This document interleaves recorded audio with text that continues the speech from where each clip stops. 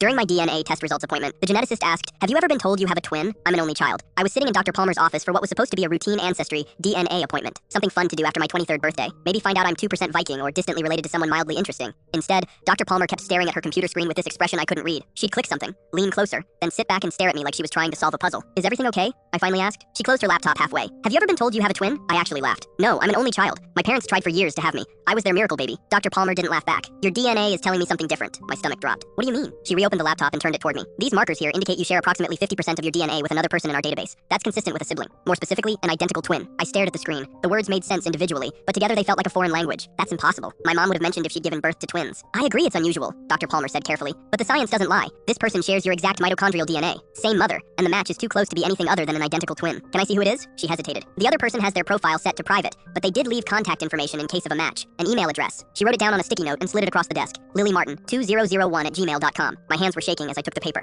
"Could there be a mistake? We'll run the test again if you'd like, but our accuracy rate is 99.9%. I've never seen a false positive for a sibling match this strong." I left her office in a daze and sat in my car for 20 minutes before I could drive. When I got home, I immediately called my mom. "Sweetheart, how was your appointment?" "Mom, did you have twins?" Silence. "Mom?" Her voice came out small. "How did you find out?" The world tilted sideways. "So it's true? I have a twin?" "Had," she whispered. "You had a twin. What happened?" I heard her crying on the other end. "You were born 6 weeks premature. Both of you. You were stronger. You fought. Your sister didn't make it past the first night. Why didn't you ever tell me?" "Because it was too painful. Losing her nearly destroyed me. Your father and I decided it would be easier to just focus on you, on the daughter we got to keep." "But Mom, the DNA test says she's alive. Someone with my exact DNA submitted a sample." Another long silence. "That's impossible. The geneticist said it's 99.9% accurate." My mom's voice changed, got harder. "What was the name?" "Lily Martin." I heard something crash in the background. "Don't contact her." "Why not?" "Because she's not your sister. She can't be." "Mom, what aren't you telling me?" "Your sister died. I held her body. I was there when they took her away." But something in her voice made me realize she was lying, or at least not telling me everything. I opened my laptop and typed out an email to LilyMartin2001@gmail.com. "Hi, my name is Emma Carter. I just got DNA results saying we're identical twins. I was told I was an only child. Can we talk?" I hit send before I could change my mind. The response came back in under 10 minutes. "I've been looking for you my entire life. Can we meet? I have so much to tell you. Please don't tell your parents yet. There's something they're not telling you about what happened the night we were born." My blood went cold. I wrote back asking what she meant, but she wouldn't explain over email. She wanted to meet in person. Gave me an address for a coffee shop 2 hours away. I knew I should tell my parents. I knew I should probably bring someone with me, but something about the way my mom had reacted made me feel like I needed answers first. I drove to the coffee shop the next morning. She was already sitting at a corner table when I walked in, and it was like looking in a mirror. Same dark curly hair, same green eyes, same small scar above the left eyebrow that I got falling off a bike when I was 7. We just stared at each other for a full minute. "I knew you'd come," she finally said. I sat down slowly. "How are you alive?" "My mom said you died." Lily's jaw tightened. "Your mom didn't give birth to twins." I blinked. "What?" "She gave birth to one baby. You. I was stolen from the hospital nursery the same night you were born. Taken by a nurse who couldn't have children of her own. Your parents were told I died to cover up the kidnapping." My hands started shaking. "That's insane." "I found the hospital records," Lily said. "I found the nurse who took me. She confessed everything on her deathbed 6 months ago.